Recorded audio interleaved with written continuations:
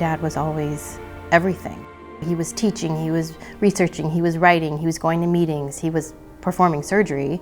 He had patients. I mean, he really was so multifaceted. Dr. Gamelli leads by his example. He doesn't ask anyone to do anything that he wouldn't want to do himself. He works harder than any of us work. He has tremendous capacity for work. So I'm the oldest in the family, 3 sons.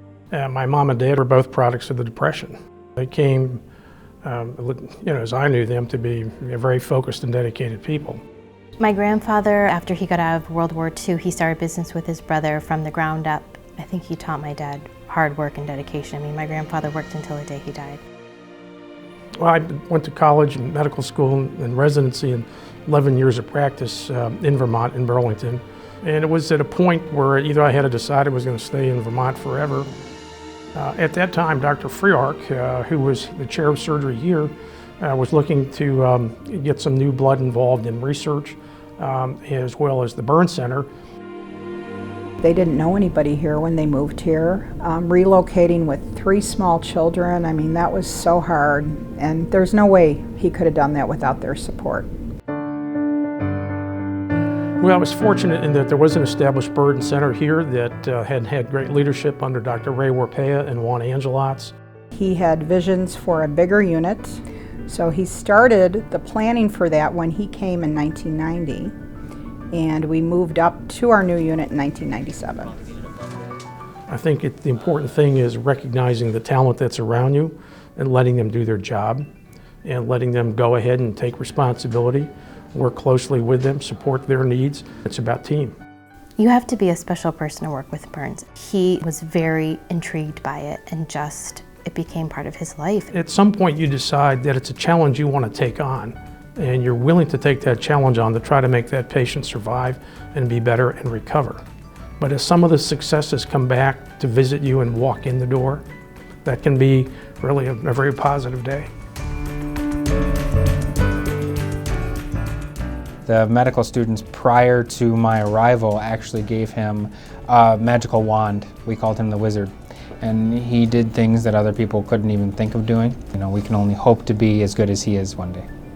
So throughout his career, Dr. Gamelli has been deeply involved in research. He's got hundreds and hundreds of publications. He's given hundreds and hundreds of talks. Dr. Gamelli established the Burn Shock Trauma Research Institute in the early 90s. And the notion of that environment is to take individuals with diverse backgrounds, put them together in a creative model to do the kinds of discovery science that they probably wouldn't do if they were working in isolation. And in recognition of those leadership skills and his dedication and loyalty to the school, when Father Garanzini formed our new Health Sciences Division, he made a wonderful choice in asking Dr. Gamelli to assume the provost role.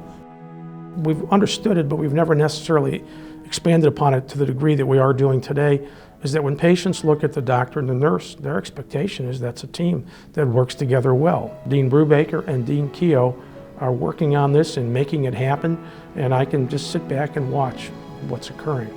It's really great. He knows he has a great family. He would never be able to do the job he does here at Loyola without the support of his wife, Mary, and his family. My wife and I have been together, and she's been through all these battles and all these challenges over the years, and she is clearly my greatest support. My dad's the type of person that, as I was growing up, I look back and I realize now that he believes in people before they believe in themselves. I couldn't ask for 3 finer daughters. They're very independent women. They're very self-motivated, very driven, very successful. Dr. Gamelli has been intensely loyal to the School of Medicine, to our students, to our trainees, to our faculty, and that's why I can't imagine anyone more deserving of the Stritch Medal than Dr. Richard Gamelli. Congrats, Dr. Gamelli!